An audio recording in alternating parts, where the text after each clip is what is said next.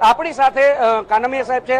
Sir, આપને પૂછવા માંગીશ, જે રીતે 4 શંકાસ્પદ વ્યક્તિઓને અટકાયત કરવામાં આવી છે, શું છે આખી વિગત અને શું મળવા પામ્યું છે? અંદર એક ટીમ છે, બીજી પૂછપરછ કરે છે। અંદર શું છે એ એમને જ ખબર છે। અમે સર્ચિંગ કરીએ છીએ, સર્ચિંગનો અમને ખ્યાલ છે। સર, સર્ચિંગ દરમિયાન એક હથિયાર અને 6 જીવતા કાર્તિસ પણ મળી આવ્યા છે, શું કહેશો? એ જે મળ્યું એ અંદર આપેલું છે અને અંદર અમારા ઉપલા અધિકારી છે, આપને વિગતવાર તમામ સંપૂર્ણ આખું શું કહે સર, છે ક્યાંથી આવતા હતા અને કેટલા કાર્તિસ અને શું હથિયાર? પૂછપરછ ને અંદર ચાલુ છે।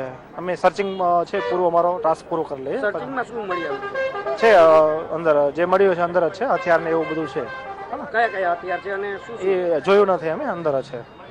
ખાસ કરીને પૂનમ, જે રીતે જે શંકાસ્પદ વ્યક્તિઓ હતા 4, તેની પાસેથી હથિયારનો જથ્થો મળી આવ્યો છે અને રાજકોટ પોલીસ છે તેના દ્વારા સઘન ચેકિંગ ઝુંબેશ હાથ ધરવામાં આવી છે। સર, આપને પૂછવા માંગીશ, કઈ પ્રકારનું અત્યારે કામગીરી હાથ ધરવામાં આવી હતી અને શું અત્યારે કરવામાં આવી રહ્યું? ઉપરી અધિકારી સાહેબની સૂચના મુજબ અમને જાણ કરેલ હતી કે ભાઈ કોઈ શંકાસ્પદ ઇસમો આ ગાડીની અંદર આવે છે જેની ચેક કરવાના છે, એટલે એમને એ શંકાસ્પદ ઇસમો ની પૂછપરછ અંદર ચાલુ છે। બીજું કઈ હાલમાં કઈ અને ગાડીની સર્ચની અમે અત્યારે સર્ચ કરી રહ્યા છીએ, હું અને મારી ટીમ ને કાનમિયા સાહેબ ને બધે।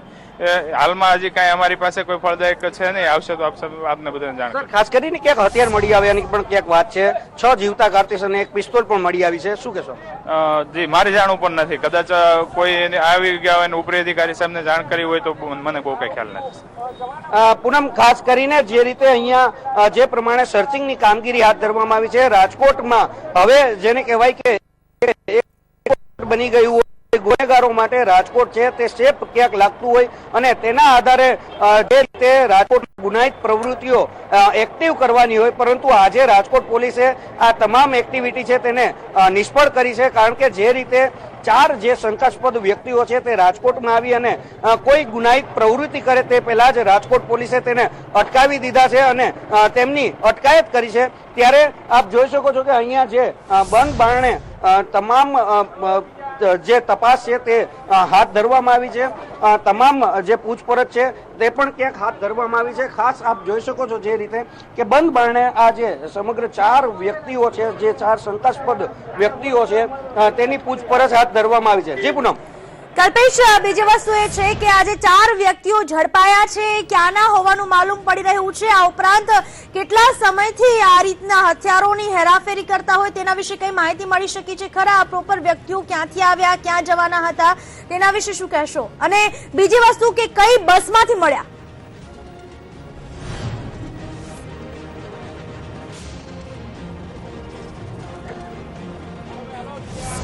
પૂનમ, ખાસ કરીને જો વાત કરવામાં આવે તો રાજકોટ પોલીસ દ્વારા અગાઉ પણ એક હથિયાર બનાવતી ફેક્ટરી પણ ઝડપી પાડવામાં આવી હતી, સાથોસાથ અનેક જે હથિયારો છે તે પણ ક્યાંક કબજે કરવામાં આવ્યા હતા। ત્યારે આજે 4 જે પરપ્રાંતીય યુવાનો છે તેને અટકાયત કરવામાં આવે છે। આ જે યુવાનો છે તે નાસિક તરફથી આવ્યા હોવાના પોલીસની ઇનપુટ્સ હતા અને નાસિકથી આ લોકો આવ્યા હોય તેવી ક્યાંક પ્રાથમિક વિગત મળી રહી છે। મહારાષ્ટ્ર કનેક્શન સીધું અહીંયા દેખાઈ રહ્યું છે, ત્યારે નાસિકથી આ હથિયાર રાજકોટ કોને આપવાના હતા અથવા તો તેને કોઈએ સોપારી આપી હતી, શું કામ તે રાજકોટમાં પ્રવેશ કરવાના હતા અને રાજકોટમાં પ્રવેશ નહીં તો અંત્ય સૌરાષ્ટ્રમાં અન્ય કયા શહેરોમાં જવાના હતા, આ તમામ જે વિગતો છે તે હાલ અત્યારે પોલીસ છે તે પૂછી રહી છે અને પોલીસ દ્વારા તેની ઝીણવટભરી તપાસ કરવામાં આવી છે। તમામ લોકોના આઈડી ચેક કરવામાં આવી રહ્યા છે। સાથોસાથ નાસિક પોલીસને પણ ક્યાંક રાજકોટ પોલીસે જાણ કરી છે।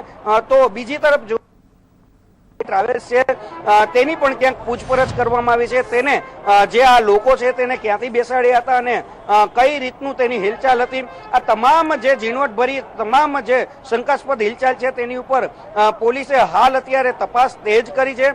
ત્યારે રાજકોટમાં જે આ 4 શકમંદો છે તેને અંદર જે રીતે આપ જોઈ શકો છો કે હાલ અત્યારે અંદર આ જે 4 શકમંદો છે તેની અત્યારે પૂછપરછ હાથ ધરવામાં આવી રહી છે અને અંદર આપ જોઈ શકો છો કે જે રીતે હાલ અત્યારે એક પત્રકાર પરિષદ પણ ક્યાંક યોજવામાં આવશે।